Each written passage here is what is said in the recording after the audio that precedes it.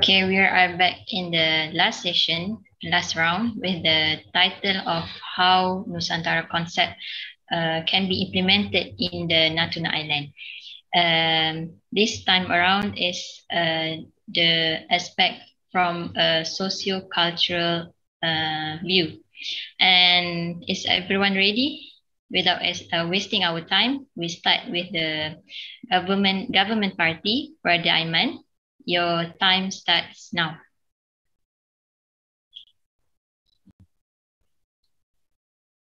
Okay, now we move to the socio-cultural aspect of the Natuna Island.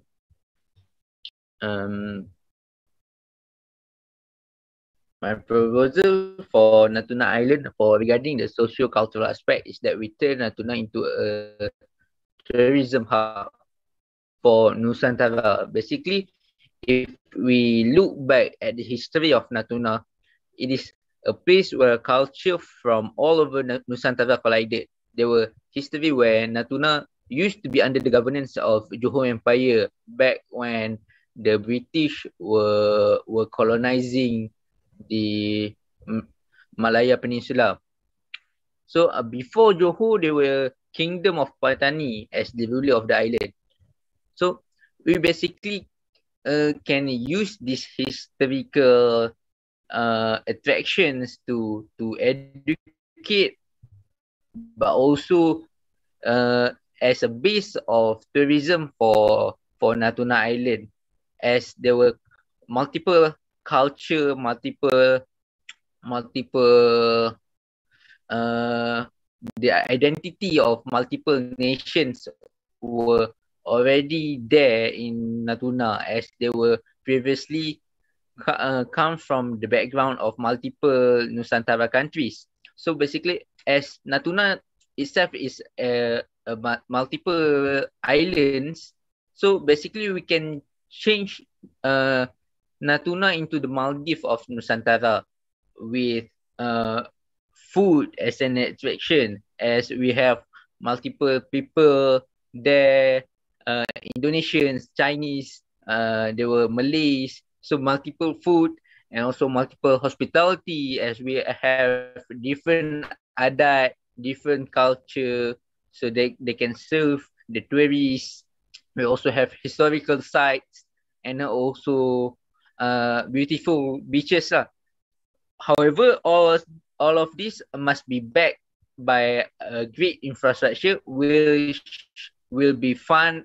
Like I said before, when we have ASEAN as new Nusantara, basically they can allocate some to fund this tourism for Natuna, where the profit will not be for Indonesian government only, but for the ASEAN as the organization, and also for the development of the island itself. That is all. Thank you. Thank you, Brother Aiman. Next, Brother Adam, please welcome to respond the suggestion.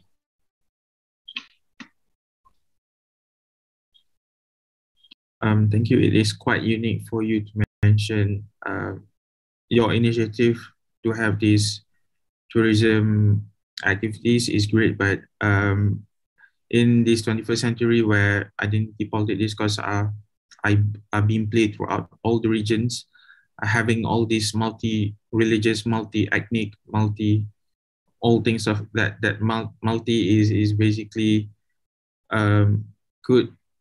I do not think diversity in the sense that is it going to be a true diversity that have mutual respect, or you're going to have this problem that I'm going to mention later, wherein we're talking about issues like undocumented migrant.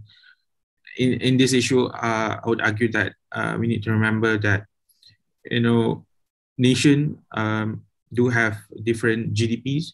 They do have different social hierarchy. In the context of maybe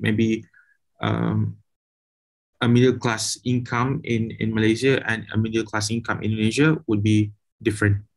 So you might want to consider that. and we're talking about intercultural marriage. Because identity politics is all about you, your nation, basically identity politics, or even ethnicity, but it is still played or in the nation state. So having these cross culture, cross travel, and whatnot is truly amazing, but I don't think it will happen. Thank you. Thank you, Brother Adam. Next, if there is a response from Brother Aiman, please welcome. Thank you. For the first point, which about the cross culture, which will cause a problem as you think that people there would not compatible, will not mix with each other, will not treat each other with a standard of respect that each of them deserve. I think it is not like that, as the people with multiple culture, multiple ethnicity, multiple background were already there. They were already the citizen of Natuna themselves. So we're not bringing people from our country, from Indonesia, from Brunei, from Malaysia into the island. They were already, the people of the island is already multicultural people. So we just use this multicultural diversity that they have on the island as our base for tourism there. So the next thing is about the intercultural marriage. I think basically if there were to happen intercultural marriage on the international lands, which in Natuna, right, if they were owned by ASEAN or by the Nusantara, I think for intercultural marriage, basically they can choose which citizenship that they prefer. I think if the wife were Malaysian, the husband were Indonesian, they can choose which citizenship that they prefer. However, for if they they wants to have dual citizenship, I think the dual citizenship can only be allowed if the country that they were choosing allowed dual citizenship to be used. For example, in Malaysia, that we does not recognize dual citizenship. So in order for example, a Thai wants to marry a Malaysian, the Thai cannot choose to be the people of Natuna, and also the people of Thai, and as well the people of Malaysia have the citizenship of these three states or three places, as Malaysia does not allow its citizen to have multiple citizenship. I think although they have the freedom to choose, they must also follow the laws of the countries that they want to be the citizen of. So for the citizenship, for you said next is for undocumented migrants. I think for this one, the embassy should take notes. Each embassy of these nations should take notes regarding their citizens that were registered and stay on Natuna, so that any undocumented migrants can be detected, and if they will not belong to any Nusantara country, they can be questioned and arrested lah, for we can get information where they come from, how they can get into the island. So basically, the one that will be enforcing this law would be, as I said before, the Nusantara Security Council. I think this is the solution to the problems that you have listed before, and thus I rest my case. Thank you.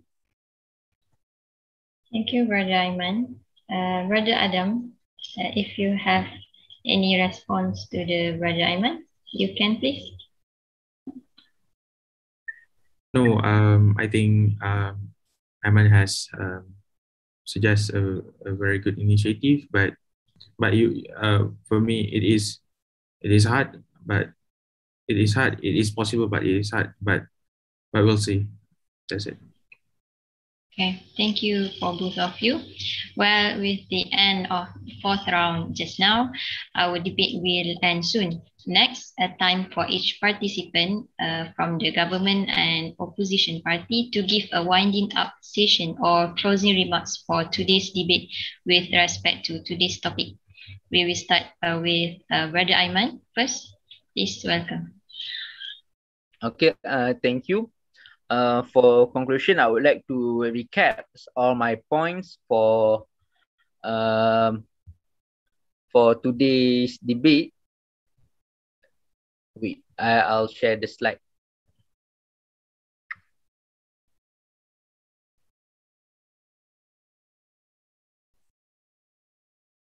Okay, you see the slides, right?